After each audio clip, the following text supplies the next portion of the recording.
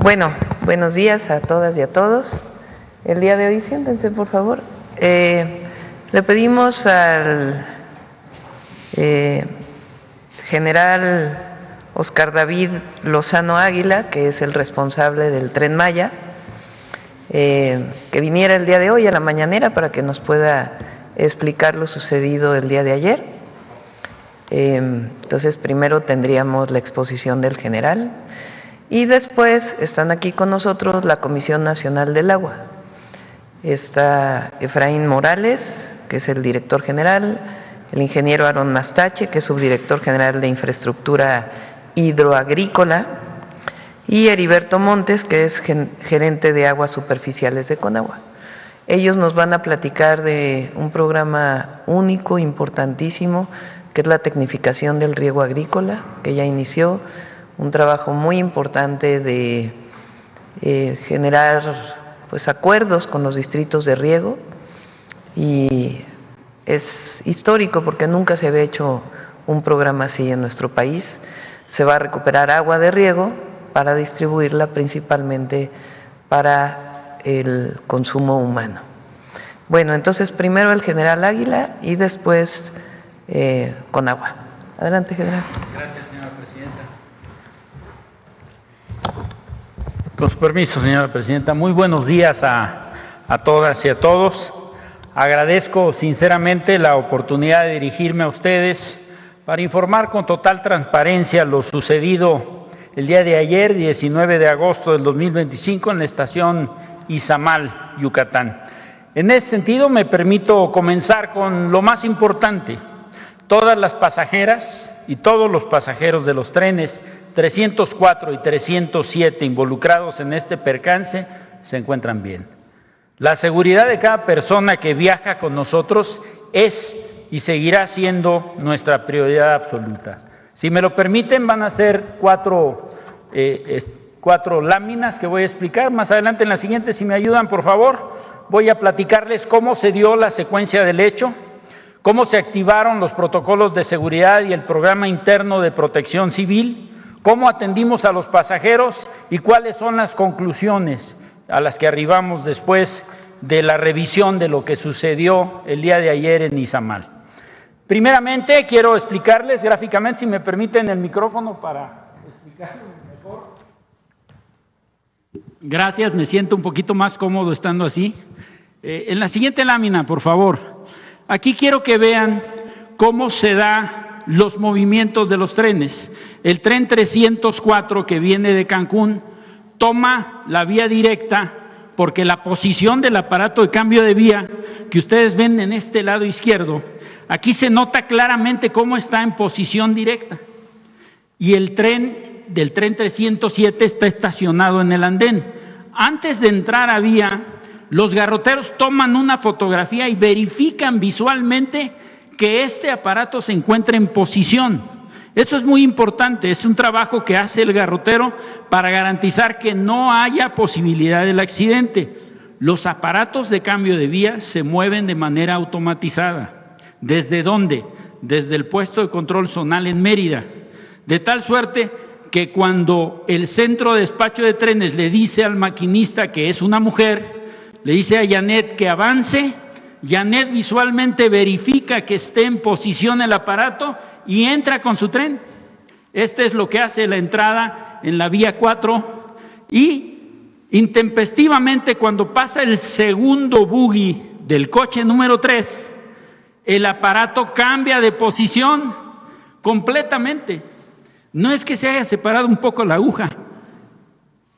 ¿Qué es lo que sucedió? Es una anomalía que tenemos que analizar porque eso no debería haber pasado en el diseño del sistema ferroviario. Entonces, si ustedes se fijan en la fotografía, la posición se pone completamente a la izquierda, ambas agujas, y entonces se pone en posición desviada. Y es lo que provoca que el coche número 3, el buggy número 2, es el que se sale de la vía. Por eso es un percance de vía, no es un descarrilamiento, porque solamente es un buggy del coche 3 el que se sale, y al salirse queda ligeramente recostado con el MC1 del tren 307 que estaba parado. Entonces, por eso es que se ve inclinado y el tren, el coche número 4, queda sobre la vía 2 completamente. No sale de la vía, queda completamente posicionado. Ahora, ¿qué es lo que estamos haciendo? En la siguiente lámina, por favor. La seguridad de los pasajeros, como lo dije, es el factor más importante para el Tren Maya. Inmediatamente después del incidente se aplicaron los protocolos de seguridad. La maquinista, al sentir el jalón de desacople de la vía, aplica el freno de emergencia, como está previsto. El freno de emergencia funciona inmediatamente y detiene el tren. Al momento que ella se percata del jalón, los pasajeros, sin afectaciones y ni lesiones. El personal a bordo del Tren Maya y la Guardia Nacional están capacitados para atender situaciones de crisis. Ellos fueron los que se encargaron de bajar y evacuar a todos los pasajeros. En el tren número 307, que estaba en el andén, se evacuó en 7 minutos. El tren 304, que estaba sobre la vía principal, teníamos que bajarlo a los pasajeros con escaleras de emergencia, los bajamos a la vía y los evacuamos por el andén contrario. La totalidad de los pasajeros se hizo con eficiencia. Asistimos a los pasajeros con transporte alterno y un tren especial. No hubo afectación en los servicios o corridas del día. No interrumpimos los servicios. Los servicios continuaron. El siguiente tren estaba programado para pasar a las 16:20, pasó a las 17:05. Hubo un retraso exactamente de 45 minutos. O sea, seguimos las operaciones, activamos de manera inmediata la Comisión Dictaminadora de Accidentes Ferroviarios de Tren Maya y también reportamos a la Fiscalía General de la República para que los peritos vinieran a hacer una evaluación de los daños y a verificar cuáles fueron las causas del percance de vía. Una vez que se determinen las causas del hecho, se van a establecer acciones correctivas para garantizar la seguridad de las personas y también de las operaciones del tren. En la siguiente lámina, por favor, para dar continuidad al servicio de estos 261 pasajeros que viajaban en los 2 trenes, realizamos estas acciones. La Guardia Nacional auxiliaron a todos los pasajeros aplicando los protocolos de seguridad y el programa interno de protección civil de la estación Izamal. Las 34 estaciones, las 8 bases de mantenimiento, los 3 talleres, las 6 cocheras y todos los edificios de Tren Maya tienen un programa interno de protección civil aprobado por la Coordinación Nacional de Protección Civil. Activamos el plan de transporte de pasajeros, suministramos bebidas y alimentos a las personas que lo requirieron. 67 pasajeros nos dan un voto de confianza, porque no se quisieron ir en autobús a Cancún. Dijeron, nosotros vamos a esperar un tren, queremos seguir en el tren. Y desde Izamal implementamos un tren especial, el 303, y esos 67 pasajeros se fueron a Cancún en el tren. 83 pasajeros se fueron en autobuses de Tren Maya al centro de Izamal, 110 también en autobuses del tren se fueron a Mérida, y uno en particular, una mujer de nombre Amanda, me dice, yo tengo que volar a Brasil y necesito llegar al aeropuerto de Cancún. Ella ha utilizado el tren para viajar en varias ocasiones y me dice, yo siempre he tomado este tren y he llegado a tiempo. Estaba desesperada. La llevamos al aeropuerto de Cancún y llegó con 40 minutos de anticipación y afortunadamente se fue, porque si no hubiera tenido que pagar una penalidad de 35,000 pesos que ya había instruido que se le pagara en caso necesario. Tren Maya garantizó que estos 261 pasajeros llegaran a sus destinos a pesar del percance. Quiero decirles que la operación de Tren Maya no solamente participamos los que trabajamos en la empresa. Tenemos un equipo de 80 asesores especialistas de empresas extranjeras que tienen muchísima experiencia en el manejo y la operación de trenes de pasajeros en España y en Francia, y trabajan con nosotros. Además, hemos transportado 1,536,000 pasajeros en el tiempo que llevamos en operación, hemos brindado 7,975 servicios de manera exitosa. 2 son los que no hemos podido concluir y pudiéramos sumar, como estos fueron 2 trenes, decimos que son 3. Hemos recorrido casi 3 millones de kilómetros con nuestros trenes y el día 17 de agosto logramos ya subir en un solo día 7,124 pasajeros y estamos haciendo para llegar por los 8,000. Estoy seguro que conforme al plan que tenemos de operación, vamos a lograr alcanzar los 13,000 pasajeros por día que tenemos programados para alcanzar el punto de equilibrio. En la siguiente lámina, por favor, como conclusión del percance. Primero, cumplimos con los protocolos de seguridad. La tripulación actuó correctamente. Nuestros pasajeros están bien. Personal de servicios a bordo y personal en tierra actuó correctamente. Olvidé mencionarles, una de nuestras empleadas que trabaja en servicios a bordo, después de que evacuó a todos los pasajeros, los 50 minutos del tren 304, pues ella está embarazada con 20 semanas de gestación y la tuvimos que llevar al hospital a que la revisaran porque estuvo bajo el sol tratando de evacuar a los pasajeros, cumplió con su deber y bueno, la llevamos al hospital del IMSS de Izamal y después la trasladamos al hospital del ISSSTE de Mérida, en donde se encuentra bien, afortunadamente, sin ningún problema. Se protegió a los pasajeros, los auxiliamos para llegar a su destino con un tren especial y los autobuses de la empresa.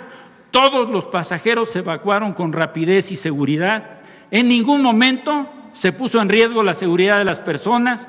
Por medio de esta comisión dictaminadora de accidentes de Tren Maya y las autoridades competentes en las que se incluye la Agencia de Trenes y Transporte Público Integrado, van a participar para realizar la investigación y determinar qué es lo que pasó.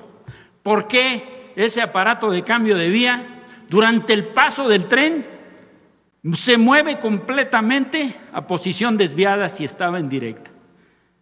Necesitamos analizarlo, necesitamos saber por qué sucedió.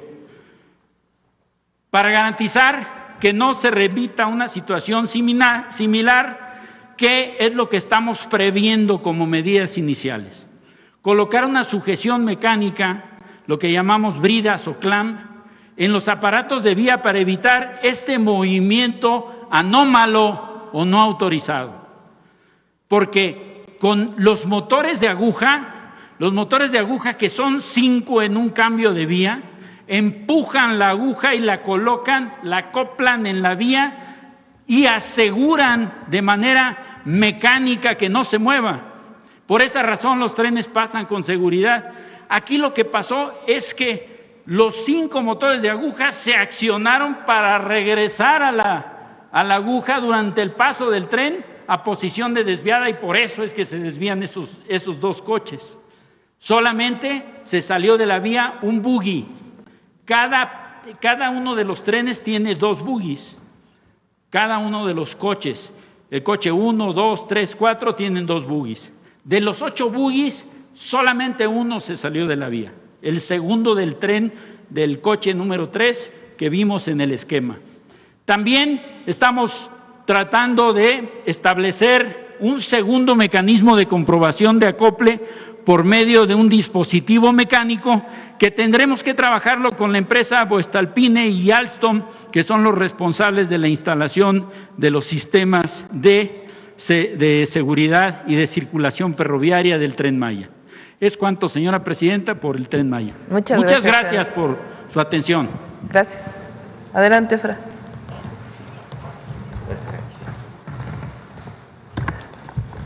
Adelante. Con su permiso, presidenta, muy buenos días a todas y a todos.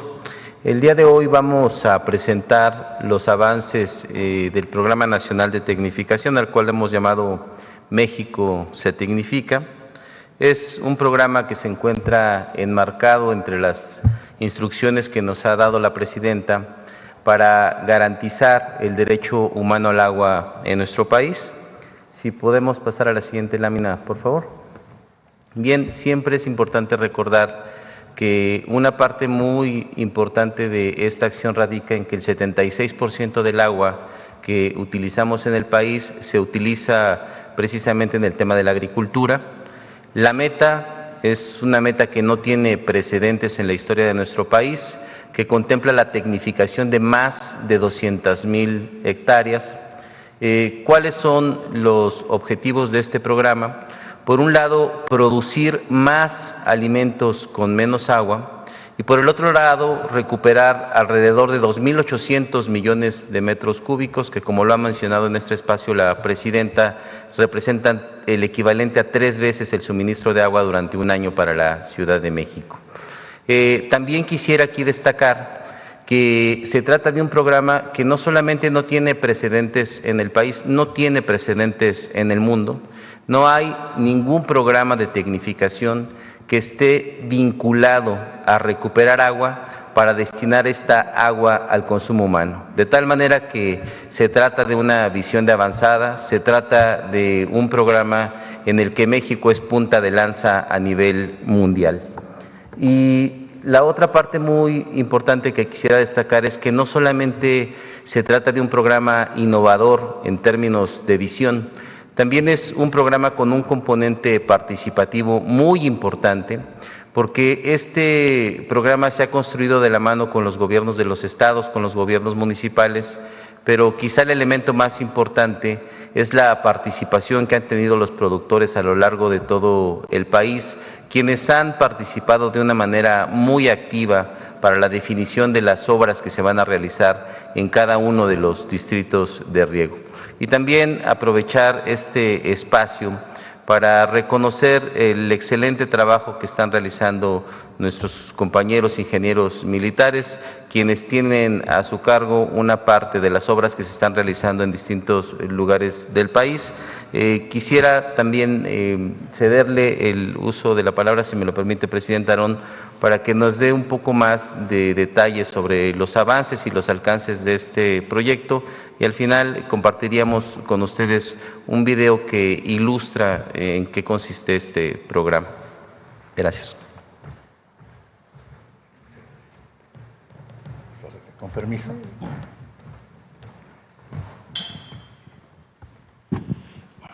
Muchas gracias. Con su permiso, presidenta. Primeramente, aprovechando la oportunidad para mandarle un mensaje a los productores del campo. Los usuarios de riego de nuestro país son asiduos de esta conferencia mañanera. Saludos, muy buen día.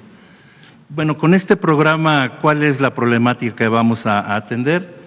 Pues ya a nivel técnico son la atención a canales deteriorados que conducen el agua hacia las zonas de riego, canales de tierra, donde se pierde y se infiltra mucha agua, presas derivadoras que están dañadas, atender compuertas que están en mal estado, que se filtra el agua, y también una cosa muy importante es atender un sistema de riego que es como lo que ustedes están aquí apreciando, que es un sistema de riego por inundación, que es agua rodada, donde se pierde muchísima agua por infiltración y por evaporación. Adelante, por favor. Tenemos dos grandes componentes para la tecnificación del riego. Uno es la tecnificación de la infraestructura mayor. ¿Qué es eso? Es toda la infraestructura de conducción del agua que viene de las presas y que va hasta la parcela. Aquí nosotros estamos recuperando hasta el 40% del agua que se conduce desde la presa hasta la parcela. ¿Qué estamos haciendo? Estamos haciendo revestimiento de canales, los estamos entubando también, el agua estamos entubándola, estamos instalando compuertas automatizadas para evitar también pérdidas de agua, y estamos también instalando sistemas de medición, porque lo que no se mide no se controla.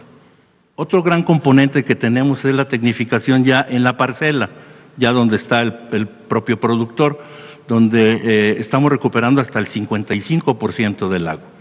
¿Qué estamos haciendo ahí? Estamos nivelando tierras para que el agua se distribuya de manera homogénea y uniforme. Estamos revistiendo canaletas, estamos instalando tuberías que se le llaman multicompuertas, sale el agua dosificada. Y estamos también utilizando el agua de manera presurizada. Tenemos sistemas de riego muy importantes por goteo, por aspersión y por microaspersión. Adelante. Esta parte yo diría que es como el corazón del programa. Voy a detenerme un poco para explicarlo. Cuando se origina este programa, la idea fue atender aquellas zonas urbanas que tienen problemas de abasto de agua potable. Entonces se definieron zonas de riego que tenemos en distintos lugares del país, que están cercanos a centros urbanos donde tenemos problemas de abasto de agua potable.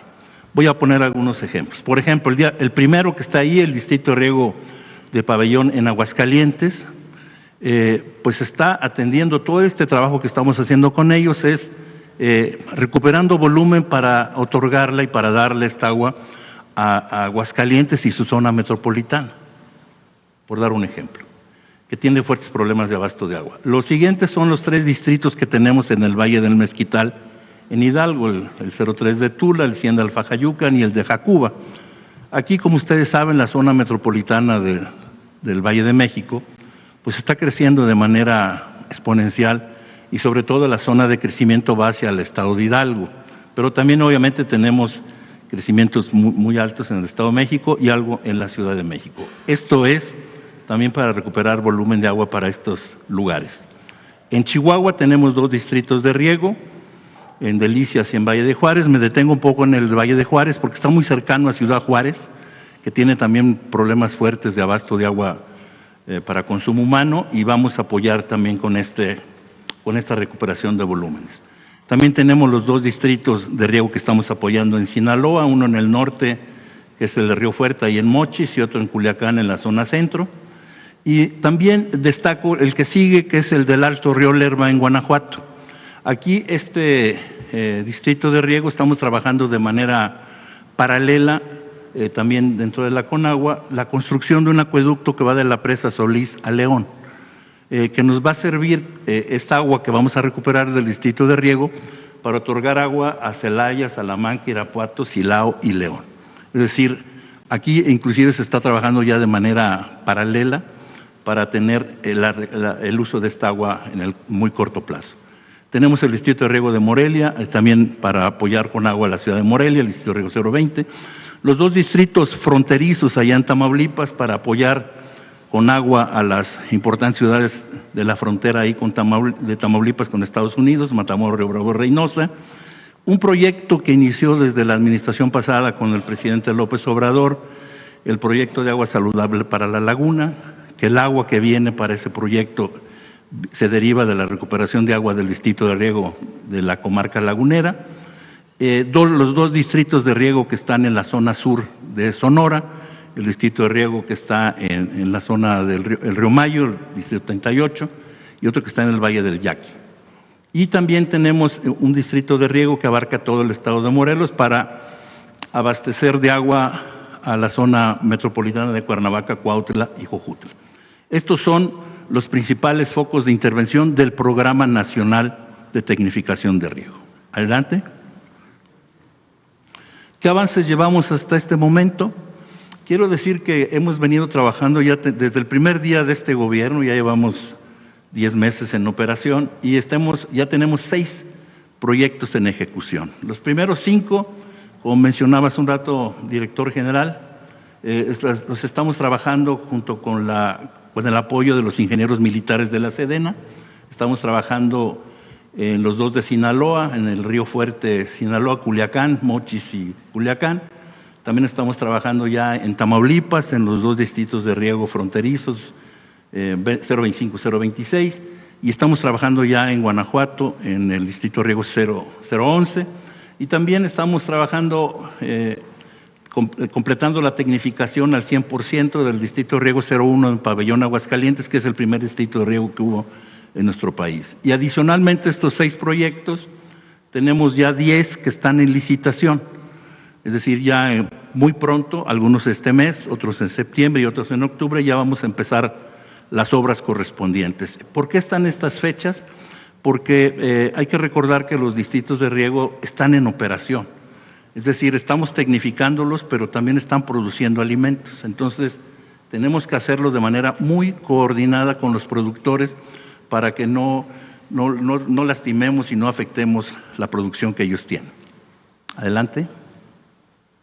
Adicionalmente, estos lugares, dijéramos, prioritarios, estas zonas de intervención, a nivel nacional, en las demás zonas de riego, el Gobierno de México estamos apoyando con subsidios también para fortalecerlos, tanto en consecución de maquinaria, infraestructura, y estamos otorgando, ya tienen estos recursos, 1.659 millones de pesos, que también cabe resaltar que estos recursos tienen contraparte, es decir, los usuarios ponen la otra mitad y el gobierno del Estado. Es decir, que en este programa podemos duplicar o hasta triplicar los recursos en los distritos de riego adicionales a los donde estamos interviniendo de manera prioritaria.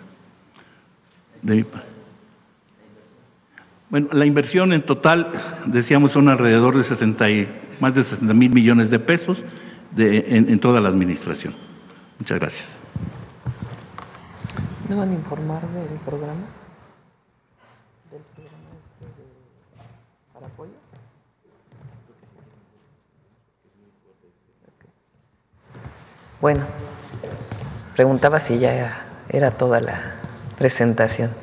Bueno, esta es la presentación, es un programa muy importante y se ha hecho en colaboración con los agricultores, con los distritos de riego. Más de 60,000 millones de pesos en todo el gobierno para recuperar, vamos a decirlo así, el triple de lo que se consume en un año en la Ciudad de México, para poderlo distribuir a las zonas urbanas para que todas las mexicanas y mexicanos puedan tener acceso al agua. Bueno, vamos con las preguntas. ¿Tienen un video de esto? Adelante. Para tecnificar 200,000 hectáreas de riego agrícola. ¿Qué vamos a obtener con esto? Mayor productividad en el campo, es decir, vamos a sacar agua de riego para dársela a la gente, ahí donde hace falta el agua.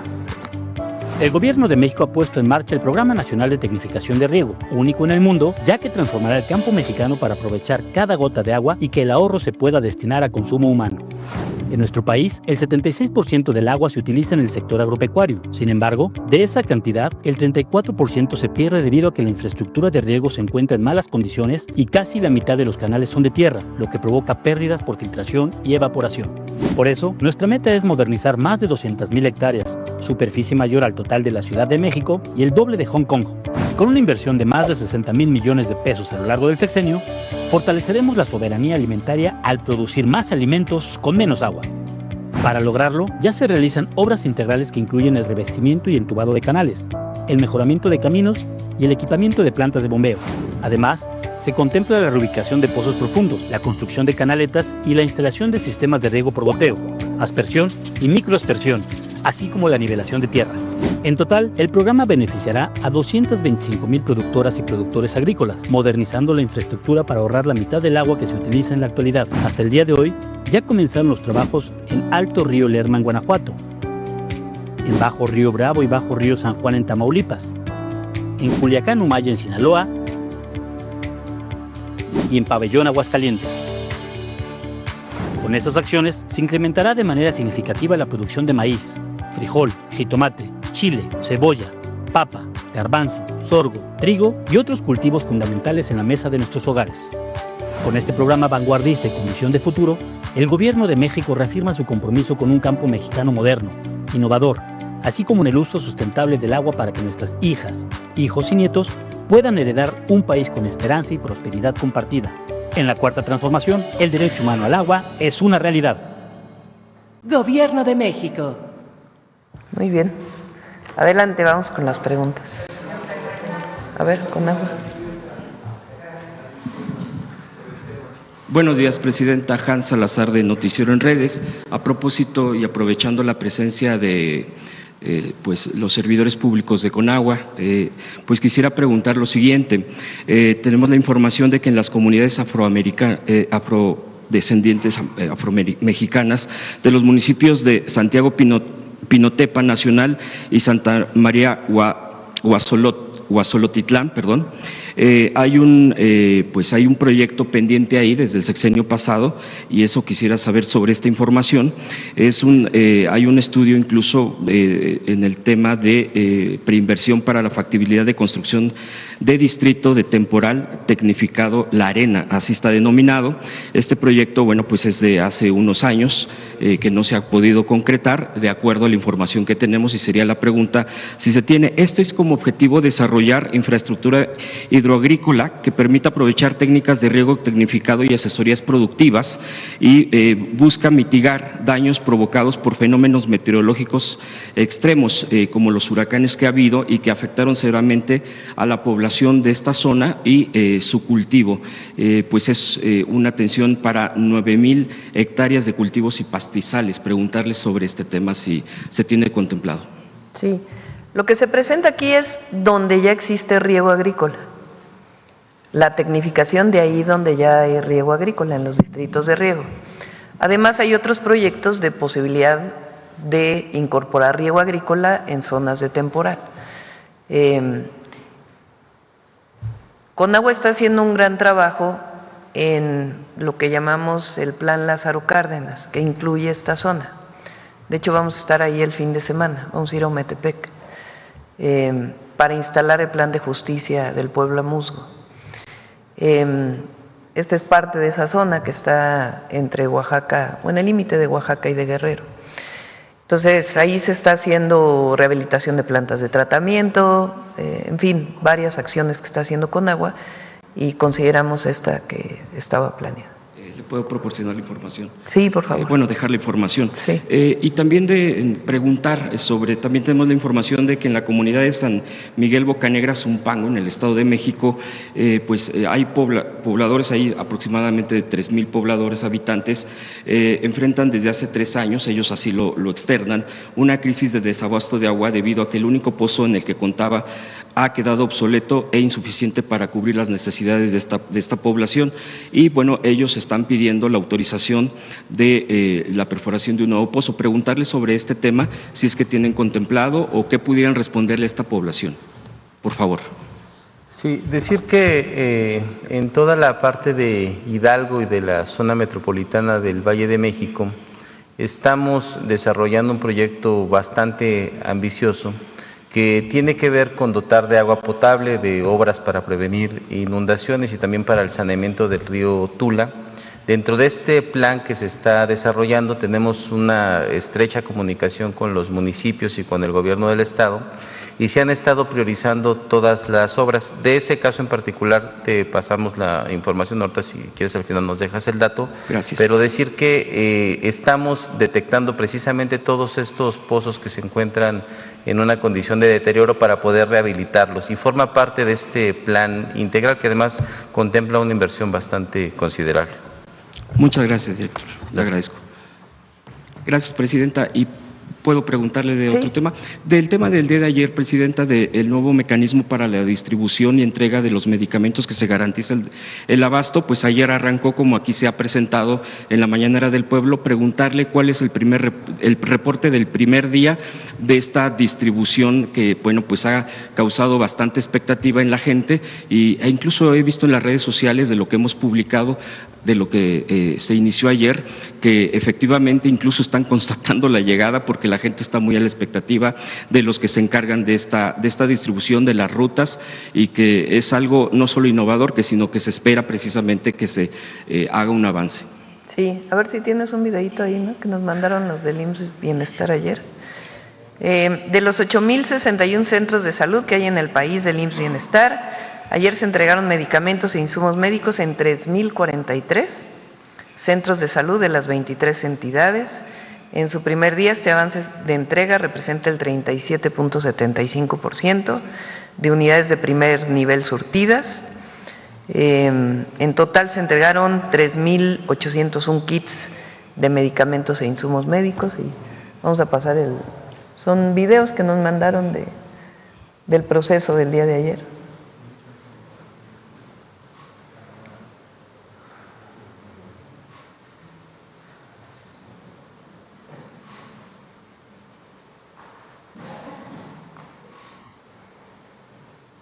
En cada caja, en el kit, pues en cada caja viene el número de medicamentos que determinó Secretaría de Salud que deben tener los centros de salud, de atención primaria a la salud. Dependiendo del tamaño del centro de salud, se deja 1, 2, 3, 4, 5 cajas, dependiendo de la atención que tiene. Los pequeñitos pues tienen 1 o 2 cajas y los más grandes, como los ESA se llaman, que son los de atención incluso que tienen para partos y otras atenciones médicas, pues llevan mucho más kits. Entonces este es el sistema de distribución y ayer llegaron incluso a lugares apartados como San Andrés, La Lagunita en Hidalgo, San Martín, Quintana Roo, Tablón en Sinaloa y otros lugares.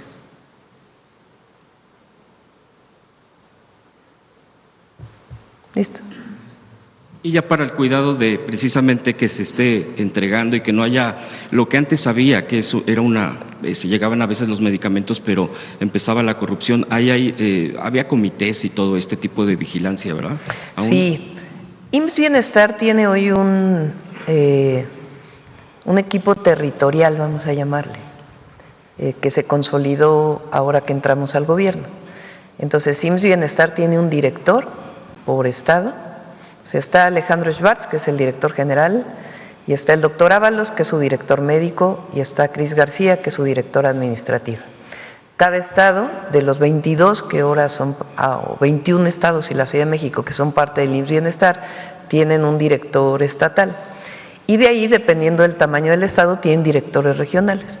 Cada director regional se encarga de tantos centros de salud y tantos hospitales. Ellos se coordinan con los directores de los centros de salud y de los hospitales y con ellos hay un sistema que está enviando de manera permanente si tienen medicamentos o no.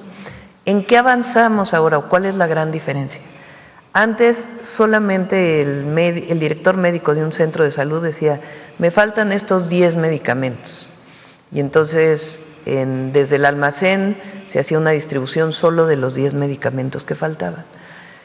Eso había generado problemas burocráticos, también por un sistema burocrático que existe ahí que estamos cambiando. Entonces lo que decidimos es que cada mes envíe todos los medicamentos que necesitan. A lo mejor van a tener medicamentos de más, pero es mejor eso a que no haya el medicamento que a lo mejor se acabó al día siguiente de que lo pidieron. Entonces, cada mes reciben todo el paquete de medicamentos que necesita, que determinó la Secretaría de Salud, que deben tener todos los centros de atención primaria. Y eso pues va a cambiar la dinámica, en lo que se genera un sistema pues mucho más automatizado de distribución logística, que se llama, que pueda tener pues mucho más exactitud. Entonces, esta determinación y las rutas de la salud que llevan cada mes todo el material de curación y los medicamentos que se necesitan, pues va a garantizar la estabilidad en el suministro. Gracias, Presidenta. También preguntarle esto que usted respondió ayer muy puntualmente sobre lo que se generó por parte de la DEA y que usted ya ha dado una respuesta contundente. Solo recordar y ya revisando la propia publicaciones periodísticas en los tiempos, por ejemplo, de Calderón, hubo una cooperación pues muy directa con la CIA. En ese entonces hay documentos que en ese entonces no se revelaron, incluso se habían clasificado y ya después salieron a la luz, citando, por ejemplo, un periodista, a Jesús Esquivel, publicó en ese entonces, en la época de Calderón, pues cómo escondían este tipo de relaciones con este tipo de de agencias, efectivamente. Gracias, Presidenta. Y otro que también se llegó a publicar es que incluso sobre la avenida Reforma de la capital del país, había en uno de los edificios, en uno de los varios pisos de ese edificio en Reforma, donde operaba directamente la propia DEA. Y bueno, pues la oposición obviamente, pues en este contexto, pues ha dicho que no pueden creer que esto que se pueda dar, porque pues estaba acostumbrado en este país o a que se escondía información o que se daba otra y dicen, bueno, pues esto no puede ser posible. Preguntarle, Presidenta, concretamente, ¿qué vistas y qué respuesta usted daría a esta situación de dudar de que se está defendiendo, se está haciendo respetar la soberanía y que todo indica que también desde el gobierno pasado del expresidente López Obrador, pues dicen había enojo en ciertas, no sé si personajes o de las propias agencias, por el respeto y las reglas claras que se tenían? ¿Qué hay sobre esto y qué respondería? Recuerden incluso un episodio de un miembro de la delincuencia organizada que fue detenido en Cuernavaca, Morelos. No fue detenido, fue ultimado. Sí. No, Beltrán. Exactamente. Y sacaron una fotografía del episodio de ese momento. En ese entonces, era Calderón presidente, espurio, no me lo puedo aguantar, porque así fue. Sí. Informa en ese momento lo que era la Secretaría de Seguridad Pública a cargo de García Luna de ese operativo, y unas horas después la DEA dice fue un operativo donde participó directamente la DEA. Este era un esquema en donde se permitía que las agencias de Estados Unidos participaran de manera directa en los operativos. Nosotros no permitimos eso desde el periodo del presidente López Obrador. Se puso un límite. Las operaciones que tienen que ver con la seguridad del país son un asunto de las fuerzas federales o estatales o municipales, pero son un asunto de México, de nuestras instituciones. Se puede colaborar en el sentido de que den información. Ellos tienen agentes en México que tienen que cumplir claramente con la Ley de Seguridad Nacional y ahora con la adición que hicimos al artículo 40 de la Constitución, pero no pueden estar operando en el territorio. Con la DEA en particular, pues hubo un distanciamiento en el periodo del presidente López Obrador. Se derivó, entre otros temas, con la detención del general Cienfuegos, en donde quedó muy claro que se había detenido sin pruebas. Tan fue así que regresaron al general Cienfuegos, y aquí en la mañanera el presidente López Obrador presentó lo que supuestamente eran las pruebas de aquella detención. Fue varias mañaneras, que ustedes las pueden revisar porque están disponibles en las redes sociales, de cómo fue cuando se detuvo y después cómo se fue obteniendo la información, se fue teniendo información hasta que finalmente se supo que no había pruebas. ¿Quién hizo esa detención? La DEA. A partir de ahí, el presidente López Obrador pone más límites a las agencias en México. Esos límites continúan en nuestro gobierno. Y ahora estamos, y ya lo he hecho público, haciendo un acuerdo de seguridad con el Departamento de Estado del Gobierno de los Estados Unidos y coordina la Secretaría de Relaciones Exteriores. Ha habido intercambio, pues, de que se pone que no, que sí, que no. ¿De dónde se deriva? De una reunión que hubo en Washington a la que fueron el secretario de Relaciones Exteriores, el secretario de Seguridad, el almirante secretario, el secretario de la Defensa, el fiscal general de la República, y del otro lado hubo su contraparte en esa reunión en Washington que fue en febrero, si mal no me acuerdo. Y de ahí pues viene este acuerdo. ¿Qué interés tenga la DEA en publicar lo que publicó hace 2 días? No lo sé. Probablemente querer decir que cambiaron las cosas.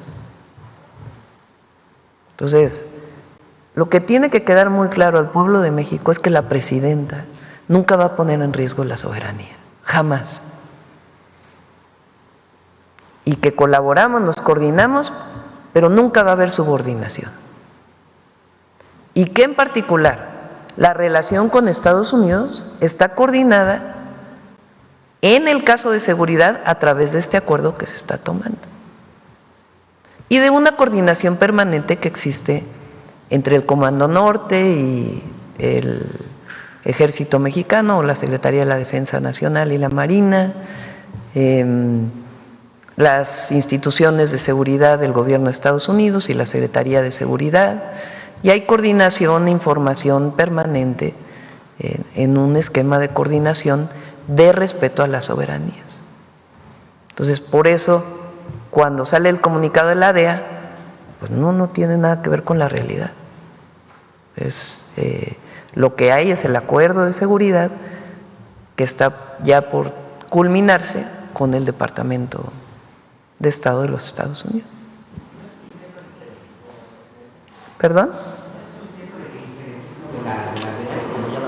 Pues no sé cuál sea su intención, la verdad, decir que hay un operativo especial en la frontera, cuando no lo hay. Entonces, pues en todo caso ellos tendrían que decir por qué, cuál es su intención, cuál es nuestra obligación ante el pueblo de México, decir siempre la verdad e informar, como lo hacemos todos los días en la mañanera. Y además, pues garantizar que la relación con cualquier gobierno extranjero, no solo los Estados Unidos, pues tiene que ser en el marco de nuestra Constitución y de defensa de nuestra soberanía y de los intereses superiores del pueblo de México. Por último, Presidenta, preguntarle ya hacia el primer informe de usted, que ya lo ha anunciado, que pues estamos en puerta ya de ello. Quedan de este año pues 4 meses prácticamente, un poco más. ¿Usted tiene contemplado, a propósito de esto y las relaciones con Estados Unidos y con el mundo mismo, de salir, tiene invitaciones de organismos internacionales, de países, perdón, o de encuentros internacionales? Si tiene contemplado, avisora, usted ha tenido también esa actividad, acabamos de verla en Guatemala. Y pues también preguntarle, a propósito de este próximo 1 de septiembre, he comentado con algunos compañeros, compañeras de este espacio, pues cómo la hemos visto aquí en la mañanera usted. Y la hemos visto mucho más, incluso pues ya los tiempos de la mañanera se han ampliado luego, hay más manejo de… O sea, pues la hemos visto mucho más… pues del manejo y a gusto en la mañana, no sé si sea la palabra correcta, pero ¿usted cómo se ha sentido en estas conferencias de prensa que nos parecen, bueno, no solo a nosotros, son claves precisamente para informar al pueblo, para estar en contacto con el pueblo? Y bueno, pues con nosotros que estamos aquí presentes, ¿cómo se ha sentido? Quisiera yo preguntarle, ¿qué nos podría platicar también de sus experiencias? ¿Ha habido alguna mañanera que se le ha hecho la más difícil, quizá la primera o la más, no digo difícil en cuestión de los temas o de la complejidad, o alguna que le haya gustado más, Presidenta? Y esas serían mis preguntas. Gracias. Sí. En la medida en que vamos avanzando en el proyecto de nación que tenemos, en los 100 compromisos que hicimos con el pueblo de México, es más, podemos informar más cosas, como el día de hoy. O sea, nuestro interés en la mañanera evidentemente es el debate que se hace con ustedes y evidentemente con lo que se publica todos los días en las redes o en los medios. Pero el interés nuestro, pues, es que quienes nos escuchan a distancia, que saben que se enteran de manera directa sin ningún intermediario, pues que conozcan lo que estamos haciendo y cómo vamos avanzando. Entonces, en la medida que vamos avanzando, que ya está el tren México-Querétaro en obra, que ya está el tren México-Pachuca en obra, que ya se hicieron las licitaciones para los otros trenes, en la medida que se puede informar que ya está el programa de distritos de riego avanzando, todos los programas, mañana viene electricidad para poder hablar del sistema de transmisión y los avances que tenemos ya en las licitaciones, pues es mucho más fácil, digamos, porque pues ya uno tiene la condición de poder estar informando los avances, ¿no? Quizá los primeros 2 o 3 meses, cuando apenas iniciamos el apoyo a mujeres de 63 y 64 años, porque iniciamos hasta enero la beca de jóvenes de secundaria, pues había menos temas que estar informando. Entonces eso pues nos da mucha certeza y se cumple el objetivo principal, que es informar a la ciudadanía, informar al pueblo de México. Por eso es la mañanera del pueblo. Y por otro lado, pues la verdad es que en el debate público es increíble. Hoy veía otra vez, leía a los comentócratas, a los medios. Por cierto, el Universal, aprovecho. ¿No? ¿Quién fue el que sacó del huachicol? ¿Fue Reforma? Sí, de que dicen que el huachicol y que... bueno, hoy nos enseñó la Guardia Nacional un video de qué son esos bidones. A ver.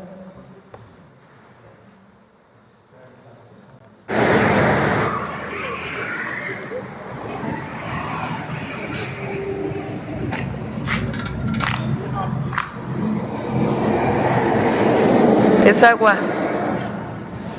O sea, acusan de que la Guardia está cargando gasolina de huachicol, según estas, ¿no? El Reforma. Y esa es una parada en donde lavan vehículos. No la Guardia, sino personas que tienen ahí su pequeño negocio para lavar vehículos. Entonces, el lugar donde dicen que está parada la camioneta de la Guardia cargando gasolina ilegal, pues en realidad no tiene nada que ver, son unos bidones que tienen agua y que es para lavar. Por ahí hay una foto, ¿no? Se lavan agua. Entonces, ¿de qué sirve la mañanera? Pues para esto. Porque la verdad es que, digo, se puede tener una opinión distinta a la del gobierno. Somos un país libre. Que los comentócratas opinen en contra de nosotros, no pasa nada. El problema es cuando dicen mentiras, ¿no? Cuando dicen mentiras de que Beatriz se fue a vivir a España, o cuando dicen que se carga huachicol en la carretera y es agua para lavar el vehículo, o cuando sacan que los gasolineros están en 8 columnas, ¿no? A ver si tienes, por cierto, el desplegado, que sacan que unos gasolineros están en contra del gobierno porque los estamos presionando y que no sé qué, y al otro día salió un desplegado de la mayoría de los gasolineros. No lo había presentado. Párate hasta abajo para que se vea quiénes son los. De todos estos, diciendo no, estamos trabajando muy bien con el gobierno. Entonces, ¿de qué sirve la mañanera? Pues para poder decir que hay mala leche que no es información, es propaganda utilizando, ¿cómo dice Miguel Elorza? Mentira. Hoy nos toca el detector de mentiras. Gracias. No, pues allá ellos, ¿no? Fíjense, tanto que hay. Ayer, ¿no? Con lo del Tren Maya. Pues ya explicó el general Águila lo que pasó. Se hizo un comunicado muy temprano. No, bueno, pero la andanada, ¿no? Ahí en las redes. Están buscando que. Pero pues no. De la salida, no pienso salir de aquí a diciembre. Vienen, recuerden, viene a finales de este mes, la próxima semana, secretarios de Estado de Brasil, viene el primer ministro de Canadá, va a venir el presidente de Francia, de aquí a diciembre, entre otros, ¿no? Es probable. se está viendo para poder cerrar el acuerdo de seguridad. ¿Sí? No lo tengo contemplado. Por ahora. De nada. Gracias. Gracias, Presidenta. Buenos días a todos y todas. Presidenta, preguntarle, en esta tecnificación de México, como se llama este programa, entiendo que el objetivo es poder, a partir de tecnificar a los agricultores, poder recuperar agua para las zonas urbanas. ¿Cuándo esperarían a que ya se empiecen a ver estas mejoras en las zonas urbanas? ¿Qué tiempo es el plazo máximo que están dando para el beneficio? Sí, buenos días. Se van a dar de manera paulatina conforme vayan avanzando los proyectos. Se están construyendo de manera paralela. Por ejemplo, tenemos el acueducto Solís León, que va a dar agua a 5 municipios del estado de Guanajuato. Y esta obra de infraestructura se está construyendo al mismo tiempo que se está tecnificando el distrito de riego 011. Entonces se va a hacer por etapas. Y una vez que vayan concluyendo las etapas de tecnificación, también van a ir concluyendo los tramos de la obra y en ese momento se va a empezar a suministrar agua. Tenemos otros muy emblemáticos como el de agua saludable para la laguna, que es el distrito 017, es una obra que abastece a 5 municipios de Coahuila y 4 municipios de Durango. Aquí en este momento se están construyendo las redes troncales para proporcionar agua a 5 municipios de Coahuila, los 4 de Durango ya están conectados y al mismo tiempo estamos llevando a cabo el programa de tecnificación, es decir, se van a ir complementando de manera paralela. Algunos proyectos van a tener en su ejecución 2 años y algunos otros van a durar durante todo el sexenio. Lo importante es que en este acuerdo que se ha generado con los productores, el volumen que se va a recuperar ya se encuentra comprometido y establecido y conforme se vayan concluyendo las obras se van a ir notando los avances en cada una de las comunidades. Gracias. Le agradezco, director. Presidenta, además, para seguir disipando estas dudas de lo que pasó ayer con el Tren Maya, preguntarle si la Fiscalía General de la República va a abrir una carpeta de investigación en este caso, saber si tendrá algún costo la reparación que nos comentaba también el director del Tren Maya, por favor. Muchas gracias por tu pregunta. Primero, les informé que efectivamente la Fiscalía General de la República está interviniendo. Ayer durante la noche estuvieron los peritos evaluando el incidente. Absolutamente sí se va a abrir una carpeta de investigación porque es necesaria inclusive para la aseguradora. Todo el Tren Maya está asegurado y la aseguradora tiene que estar perfectamente consciente y tener un documento donde nosotros denunciamos el incidente para que ellos puedan reponer los bienes afectados a partir de este incidente. Entonces sí, definitivamente la Fiscalía va a abrir una carpeta de investigación y el seguro tendrá en su momento que hacerse efectivo para reponer los bienes materiales que fueron afectados. ¿Y las operaciones van a seguir su curso? Sí. Fíjense que esto también que preguntas es importante. El Tren Maya tiene en el tramo que va de Mérida a Cancún y de Cancún a Chetumal, tiene afortunadamente 2 vías y en cada estación tienen 4 vías. Por eso hablaba yo de la vía 4 y de la vía 2 que están del lado mar y de la vía 1 y la vía 3 que están del lado selva. Así les llamamos, es el hombro derecho y el hombro izquierdo en el argot ferroviario. Nosotros hemos decidido nombrar las vías de esa manera y las vías que se afectaron con este percance de vías fueron las vías 2 y la vía 4. La 2 que está pegado al andén de la estación Izamal que va en dirección Cancún-Mérida y la vía 4 que está en la troncal, que representaría la troncal. La vía 3 que es también troncal y la vía 1 que está pegado en el andén que va en dirección Mérida-Cancún está habilitada. Entonces, estamos utilizando los aparatos de cambio de vía para hacer un cambio doble y poder circular sin ningún problema todos los trenes. Eso fue lo que hicimos ayer, hicimos un cambio de dirección, por eso el tren el siguiente tren que debería haber pasado a las 16:20 pasó a las 17:05 fue.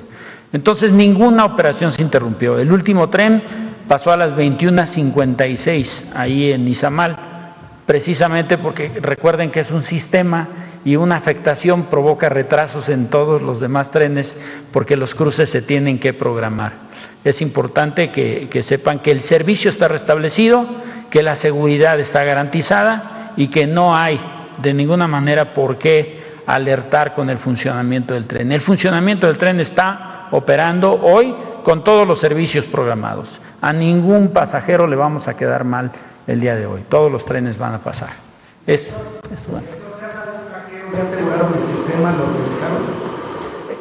¿Me puede repetir la pregunta?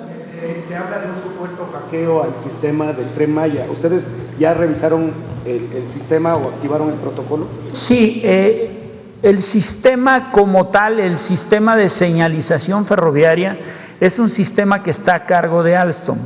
Funciona a través de fibra óptica y afortunadamente no está conectado a la red. No funciona con internet.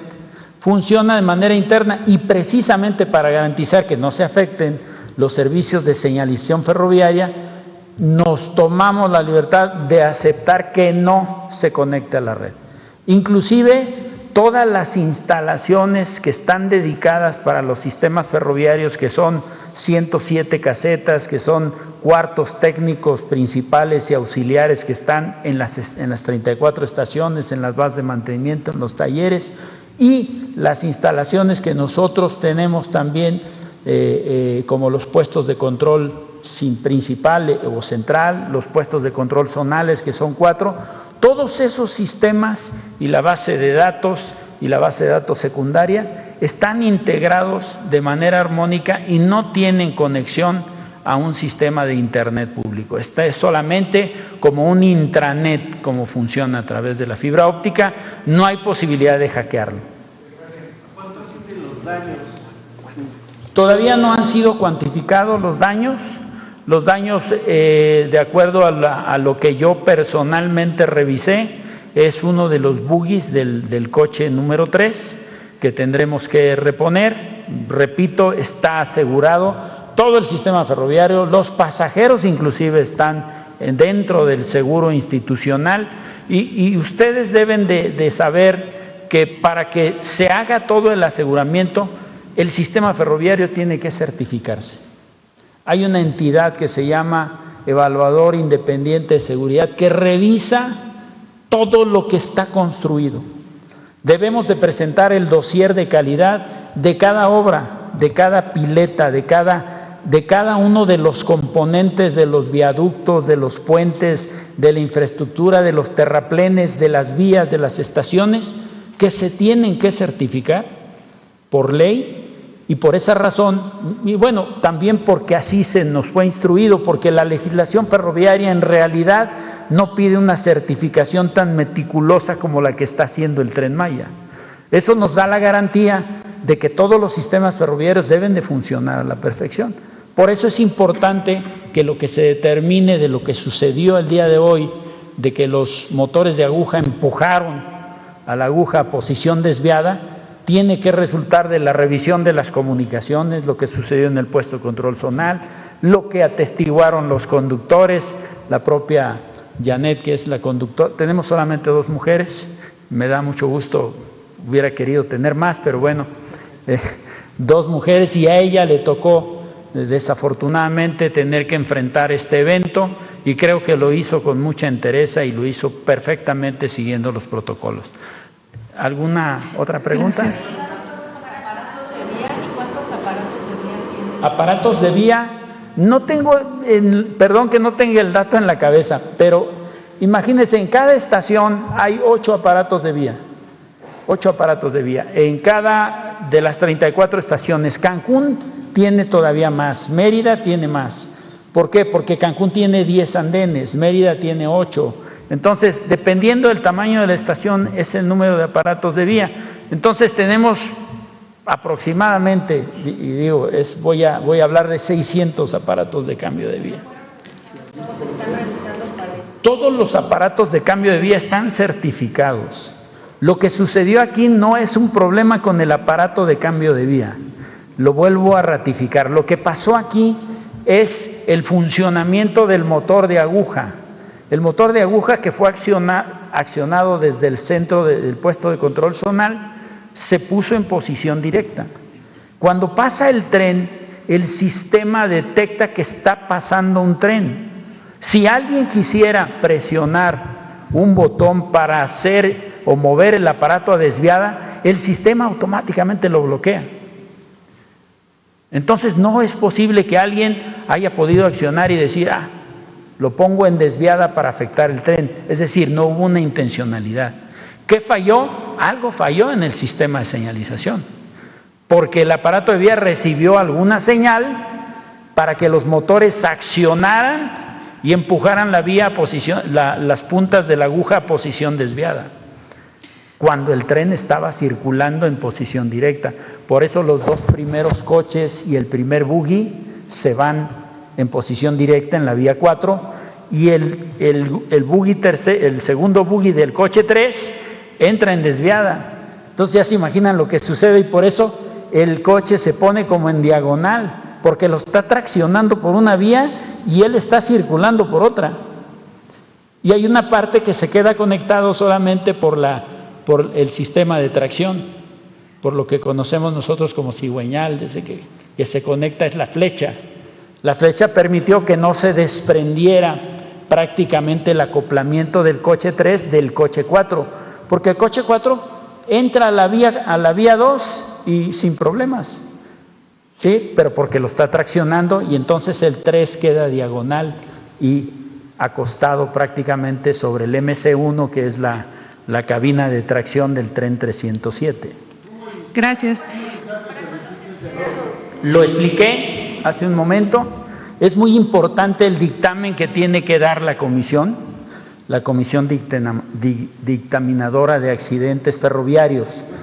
De ese dictamen que ellos den, de cuáles fueron las causas, tenemos que aplicar medidas para evitar que vuelva a suceder. Y aquí les presenté dos opciones que nosotros estamos estimando que puedan ser aplicables. Es decir, en tanto los aparatos de vía no tengan que moverse, es decir, que no tengamos que hacer movimientos que no estén programados por retrasos, por consideraciones de la operación, los aparatos los podemos asegurar con el clamp, con la brida, ¿no?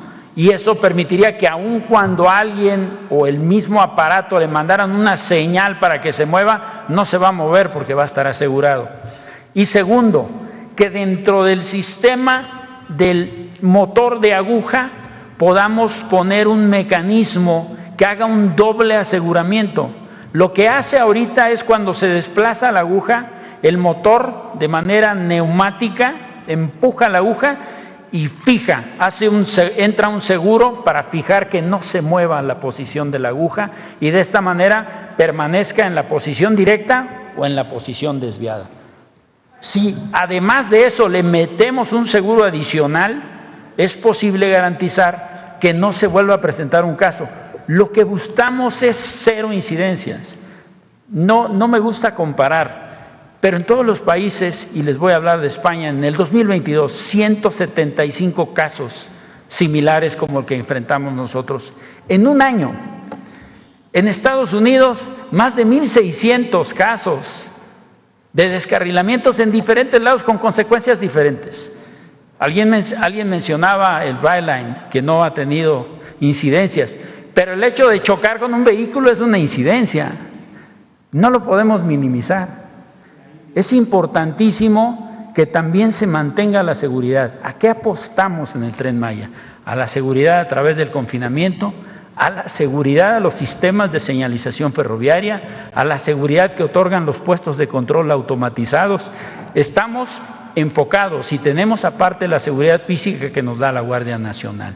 Para nosotros lo más importante es la seguridad y la vamos a mantener, y el compromiso del Tren Maya, el compromiso de la Defensa Nacional, el compromiso del Gobierno de México es que todos los trenes de pasajeros ofrezcan un servicio con cero incidencias. Nosotros fallamos ya 2 veces, pero no debemos de fallar en el futuro. Tenemos que alcanzar el cero incidencias. Y eso nos va a ayudar la certificación de calidad, nos va a ayudar todo el análisis que se haga ahorita de lo que sucedió, y seguramente que la Fiscalía va a seguir su investigación, abrir la carpeta, y si hubiera responsables, pues tendremos que enfrentar a la autoridad en su momento, aquellos que hayan cometido algún error. Perfecto, entonces, esa es la situación. No sé si hubiera... Muchas gracias. No le escucho. ¿Cómo se haría?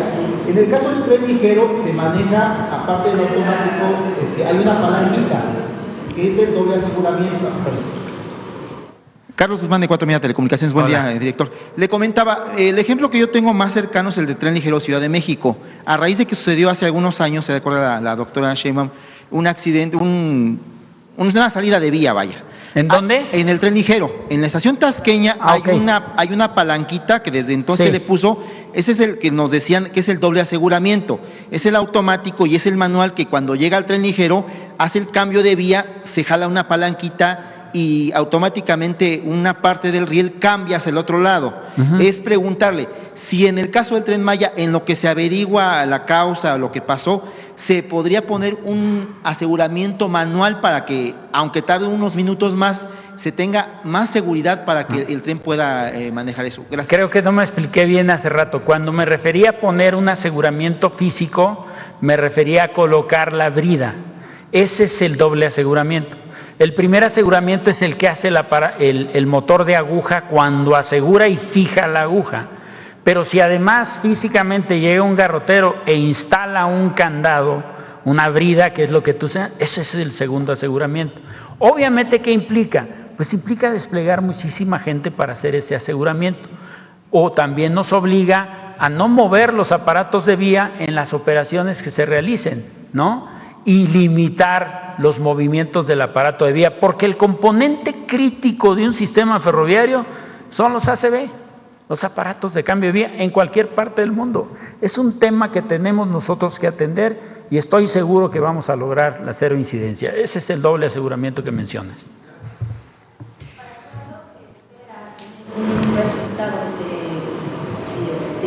De la dictaminación, estimamos que sea un proceso aproximado de 15 días.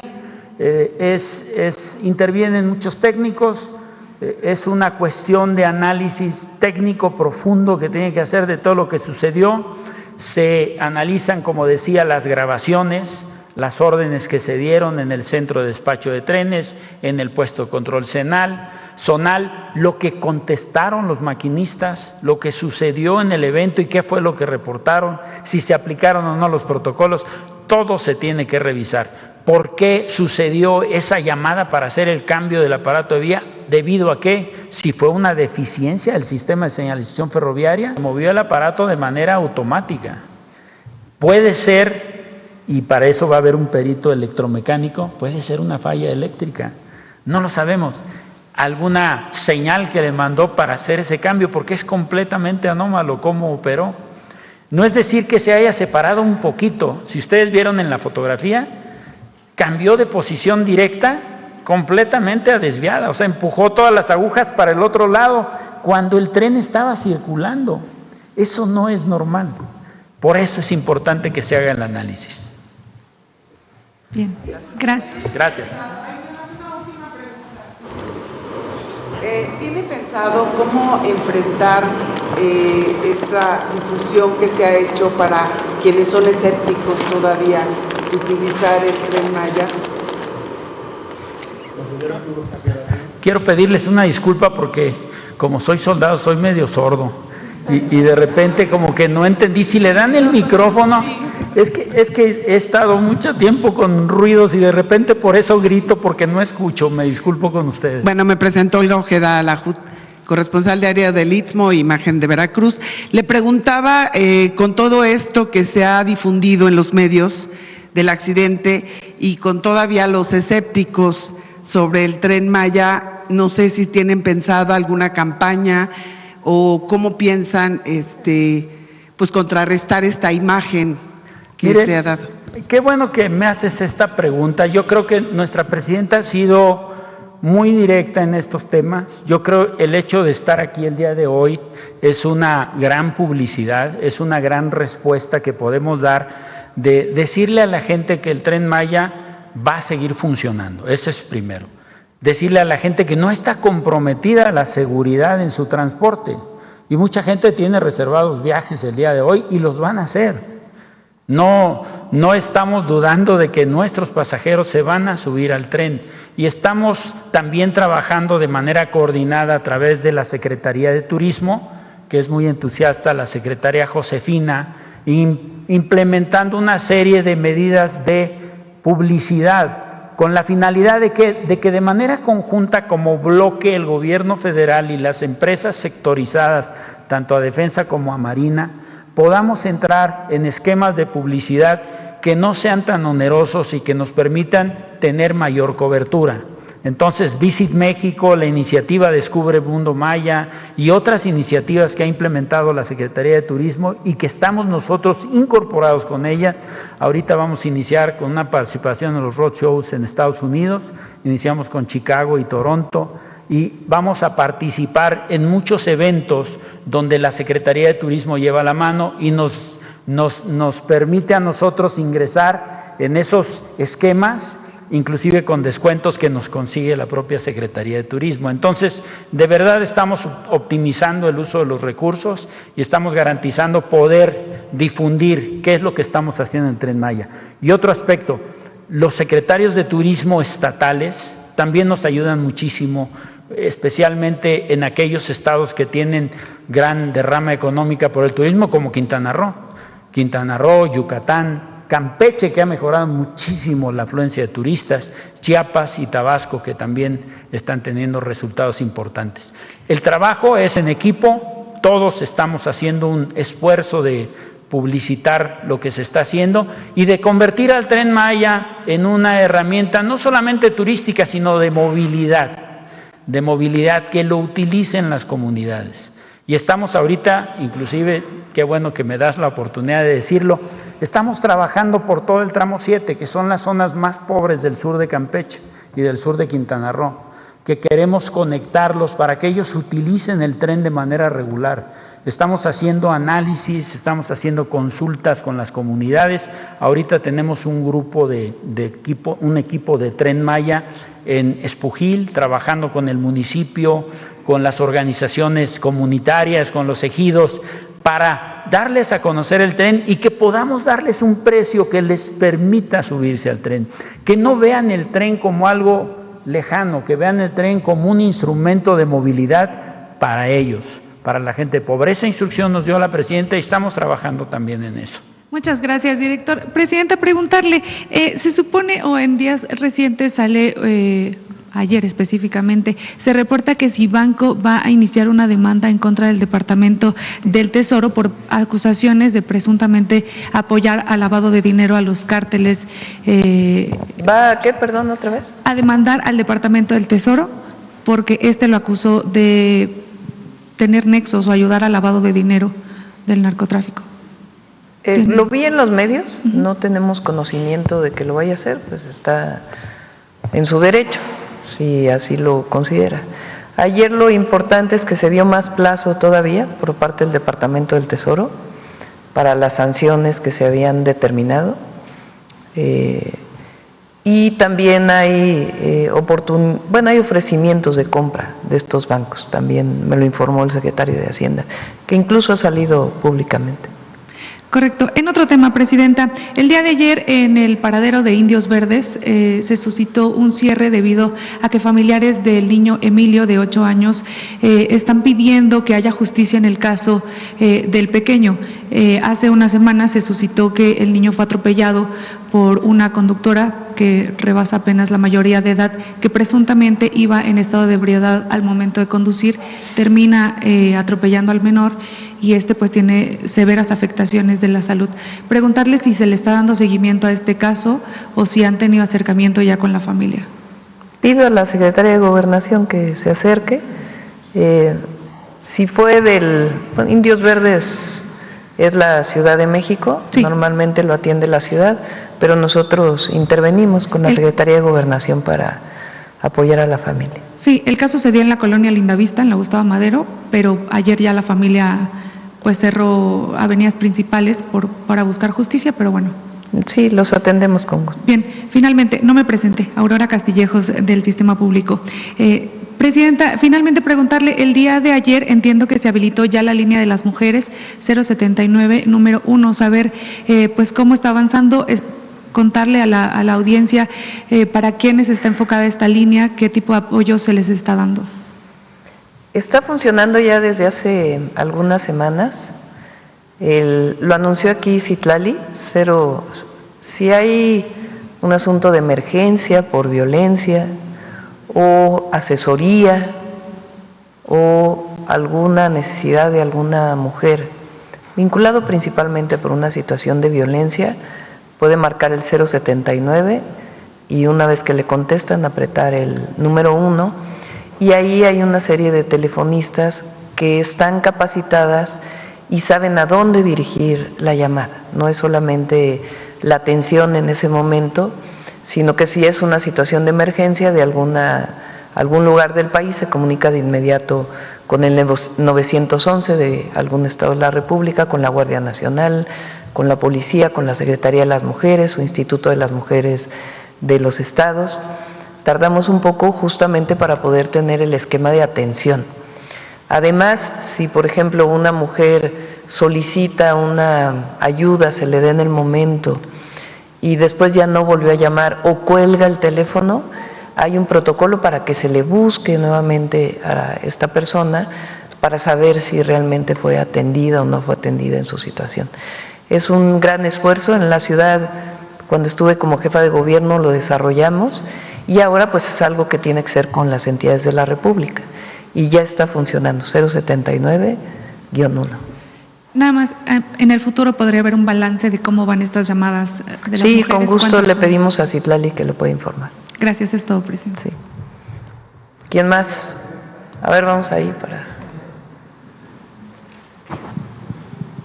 Buenos días, Presidenta. Con su servidor Carlos Pozos de LM Noticias. Antes de iniciar con mis preguntas, comentarle… Usted nos anunció que en este ejercicio de comunicación circular iba a dar a conocer las listas de las pensiones millonarias de Petróleos Mexicanos. Quiero comentarle que en LM Noticias tenemos 3 listas también de pensiones millonarias en Petróleos Mexicanos, así como también de consejeros independientes de Petróleos Mexicanos que cobraban más de 5,5 millones de pesos, y en Comisión Federal de Electricidad. Entonces, no quiero adelantarme cuando sea el anuncio, a ver si hay la posibilidad de poder contrastar y compartir esa información. Sí. Bien, inicio con mi primera pregunta, Presidenta Coná. Estuve en Matamoros días atrás, en Tamaulipas, donde el gobernador Américo Villarreal Anaya y autoridades de la Secretaría de Marina pusieron en operación el Puerto Norte, evento que no sucedía en México desde hace 25 años. Esta obra, gracias a su apoyo, pues fue posible, si no, no se hubiera llevado a cabo. Así lo dijo el gobernador Américo Villarreal y dijo que permitirá desarrollar el comercio de la región noreste. Mota Engie, al frente de José Miguel García Bejos, presidente de la citada empresa, informó que en los siguientes años se invertirá más de 4,000 millones de pesos para consolidar este puerto norte de Matamoros. Esta es una nueva terminal, Presidenta, que de acuerdo a sus instrucciones fue hecha posible también por Gustavo Guzmán Hernández, director general de Administración Integral de Tamaulipas, dentro de su compromiso número 85 de gobierno. Durante la inauguración, el señor gobernador me pidió hacerle llegar un mensaje. El video lo tiene el compañero Belmont, se lo mandé, pero si no yo le pongo aquí el audio. Deme un segundo. Lo pasamos aquí ese día, no sé si se acuerdan. El día que se inauguró, bueno, más que inaugurar, llegó un buque con vehículos al puerto de Matamoros. Es un puerto que se le dio la concesión al Estado. Presidenta, en la mañanera, que fueras el amable conducto en la oportunidad de que tengas la palabra en la mañanera, de poder enviarle un fuerte saludo a la presidenta Claudia Sheinbaum Pardo, que le comentes que estamos cumpliendo con las indicaciones que acertadamente nos dio en su anterior visita a este puerto y que se están cumpliendo a cabalidad para poder seguir avanzando en el desarrollo de este Plan México e incorporar este gran puerto también en el desarrollo nacional. Muchas gracias, señor gobernador. Pues este es el mensaje, Presidenta, y en ese sentido, pues preguntarle si continuará usted apoyando con esas obras emblemáticas a Tamaulipas y también si usted considera que con esta obra Tamaulipas pues se posiciona como la frontera marítima de nuestro país. Tamaulipas pues tiene una posición muy importante para el este de los Estados Unidos, además de ser estado fronterizo. Tiene varios puertos y en particular el puerto de Matamoros, que es el que está más al norte, es un proyecto que inició con el presidente López Obrador en el sentido que le dio al Estado la posibilidad de que ellos desarrollaran el puerto. Y ahí tienen, obviamente con la Secretaría de Marina, una coordinación y ellos pues han iniciado el desarrollo de este puerto. Y es muy importante, es el puerto que va a estar más al norte en el este, en el Golfo de México. Bien, como segunda pregunta, Presidenta Coná, el pueblo me pide que le pregunte, estamos justo a un año de el Mundial de Fútbol 2026. En la televisión continúa el emporio de Televisa, le sigue TV Azteca, pero también las cosas han cambiado luego de 39 años del Mundial de 1986. Hay nuevos jugadores, está Grupo Milenio de Televisión, Grupo Imagen Televisión, Grupo Heraldo Televisión, el Sistema Público de Radiotelevisión del Estado Mexicano, Canal 11, Canal 22, el Canal del Congreso, la Televisión Mexiquense, la Televisión de Veracruz, Televisión de Puebla y muchas opciones más.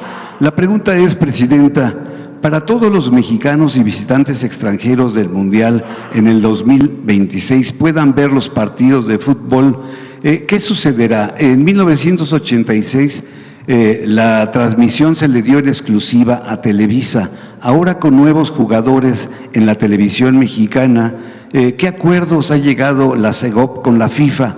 ¿A quién se le dará la concesión de la transmisión total o parcial o se fraccionará? Incluso TV Azteca, que no paga impuestos, ¿podría ser beneficiada con la transmisión? Eso lo determina la FIFA. Es un evento deportivo, un espectáculo, vamos a ponerlo así, que organiza la FIFA y ellos tienen estas determinaciones. Yo espero que la próxima semana ya podamos presentar todo lo que está alrededor del Mundial de Fútbol del próximo año, todas las actividades que va a haber en Ciudad de México, en Monterrey, en Guadalajara, cómo queremos que en todo el país se puedan ver los partidos. Entonces, está encargada la Secretaría de Gobernación, pero nosotros no determinamos, el Gobierno de México, a quién se le da la concesión para ver los partidos, es algo que está determinado centralmente por la FIFA. En cualquier país del mundo, no es un asunto en México. Presidenta, esa pregunta es de vida o muerte. ¿Usted como ser humano estaría dispuesta en revisar el tema de la eutanasia por motivos humanitarios, adicionalmente al beneficio que traería en materia de salud pública y entrar en un análisis con las iglesias en México y la Secretaría de Gobernación? Existe ya un proyecto o un anteproyecto en el Senado de la República sobre la eutanasia por el doctor Sergio García López, que está en espera de que este proyecto reviva, está ahí enlatado.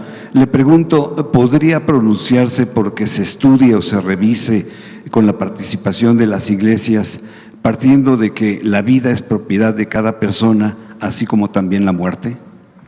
Pues es un tema polémico siempre, que en estos casos, como en cualquier otro, pienso que siempre debe abrirse al debate, que se discuta, no debe cerrarse esa posibilidad, que se abra el debate, pero es un tema como otros, polémico. Y finalmente, Presidenta, ante la gran cosecha de medallas y la extraordinaria participación que han tenido los clavadistas mexicanos en el último campeonato mundial en Indonesia, por desgracia, solo los clavados tenemos éxito, pero en el resto de las disciplinas de la misma federación. Una medalla también en nado. Sí, no solo fue clavados, fueron varios. Pero faltan otras disciplinas dentro de la federación que están de natación que están siendo abandonadas. Este es el caso desde hace 4 décadas, con menos recursos. El polo acuático tiene 6 años sin tener una sede y los padres de familias de los deportistas pues tienen que estar pagando pues lo que le correspondería a la CONADE. Hay un conflicto, Presidenta, entre World Aquatics con la Federación Mexicana de Natación, y esto es por la disputa del RUD, es el Registro Único Deportivo, que es el documento que tiene que tener las federaciones para poder recibir recursos públicos. Los familiares de estos atletas de polo acuático mexicano le piden ayuda para buscar un cambio, una certidumbre para más de 20 equipos varoniles y femeniles de polo acuático que existen en toda la República. Y pues señalarle que desde el 2026 se cumplen 50 años de que el polo acuático no puede asistir a Juegos Olímpicos por esta situación, si usted pudiera. Está haciendo muy buen trabajo Rommel Pacheco al frente de la CONADE. Entonces le vamos a encargar que revise el caso. Mil gracias, gracias. Bueno, yo creo que ya cerramos. Mucha información. Vamos con el detector de mentiras.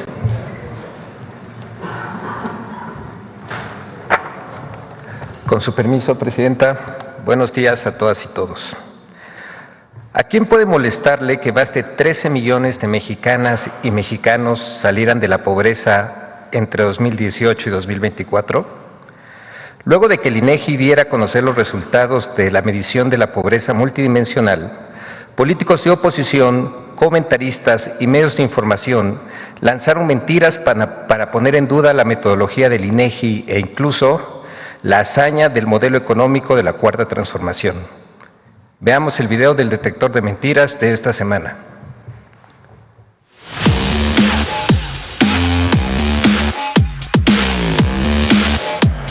Falsas modificaciones a la metodología del INEGI para manipular los datos de pobreza en México y mentiras sobre el costo de la gasolina son algunas de las noticias falsas que el detector de mentiras localizó esta semana. 1. Los datos sobre pobreza multidimensional del INEGI son incorrectos. En un esfuerzo por minimizar la reducción de la pobreza multidimensional en el sexenio del presidente López Obrador, medios de comunicación, comentaristas y políticos de oposición difundieron una serie de narrativas falsas para intentar descalificar las políticas de la Cuarta Transformación que permitieron a 13.5 millones de mexicanos salir de la pobreza. A. El INEGI cambió la metodología del Coneval para modificar la medición de la pobreza. Estamos preocupados por la viabilidad, máxime cuando vemos los resultados hoy del INEGI, porque lo que ustedes cantan como un éxito tiene un pequeño problema. Todo depende de las transferencias económicas, bueno, y de que el INEGI cambió algunas de las preguntas. Y además, otro tema que me parece muy importante analizar en estos datos es si son comparables o no las cifras, si podemos hablar de esta disminución o no comparando con años anteriores. ¿Por qué? Porque cambió la metodología del INEGI. ¡Mentira! La medición de la pobreza multidimensional 2024 conserva los mismos principios conceptuales y metodológicos de sus ediciones previas del 2016-2022, realizadas por el Consejo Nacional de Evaluación de la Política de Desarrollo Social, Coneval, donde se contemplan los mismos 6 indicadores de carencia social. En la nota técnica de la medición de pobreza multidimensional 2024, el INEGI explicó que al mantenerlo se garantiza la comparabilidad, la continuidad y consistencia de los resultados. B. Los resultados del INEGI sobre pobreza multidimensional son propaganda del Gobierno de México. Lo cierto es que, bueno, Esto es parte de la propaganda para decir, bueno, la cuarta transformación está funcionando y vean ustedes el éxito de López Obrador. ¡Mentira! Los resultados del informe sobre pobreza multidimensional, presentados por el INEGI, un órgano autónomo, derivan de la Encuesta Nacional de Ingresos y Gastos de los Hogares, la cual se realiza desde 1984 y cada 2 años desde 1992, con el objetivo de proporcionar un panorama estadístico del comportamiento de los ingresos y gastos de los hogares, de acuerdo con la Ley General de Desarrollo Social. C. La reducción de la pobreza es gracias a los empresarios por aumentar el salario mínimo. Pero ¿quién realiza realmente esta función? Los empresarios, ¿no? Que son los que invierten, pagan y le entraron al tema, y entonces son ellos, junto con los trabajadores, quienes son verdaderamente pues los responsables de que esta política esté funcionando. ¡Mentira! El aumento del salario mínimo durante la presidencia de Andrés Manuel López Obrador se caracterizó por ser un acuerdo tripartito entre los sectores obrero, empresarial y el gobierno. Entre 2018 y 2024, el salario mínimo diario general en México pasó de 88.36 pesos a 248.93 pesos, un incremento de 181.7%. 2. México tiene la gasolina más cara del mundo. ¿Saben quién es el país más caro que vende la gasolina en el mundo? Somos el país más caro del mundo en gasolina. ¡Mentira! Entre los países del G20, Singapur es el país con el precio más alto de la gasolina, con $2.84 por litro, mientras que en México el promedio del precio es de $1.25 por litro. También es falso que Pemex sufra una pérdida inédita de ganancias por el tope al precio de la gasolina. La Secretaría de Energía aseguró que es incorrecto afirmar que absorbió los costos de la gasolina por la estrategia de una reducción en su precio. Además, Pemex reiteró que no existe desabasto de combustible en el país y puntualizó que el suministro está garantizado. 3. Bonos, créditos o préstamos a nombre de los programas para el bienestar. ¡Mentira! La Secretaría de Bienestar alertó sobre la existencia de páginas falsas y mensajes fraudulentos en WhatsApp que ofrecen bonos, créditos o préstamos a nombre de los programas para el bienestar. La titular de esta secretaría, Ariadna Montiel Reyes, recordó que todos los trámites son gratuitos y directos a través de la tarjeta del Banco del Bienestar, sin intermediarios, e hizo un llamado a la ciudadanía a no caer en fraudes y mantenerse informada en los canales oficiales.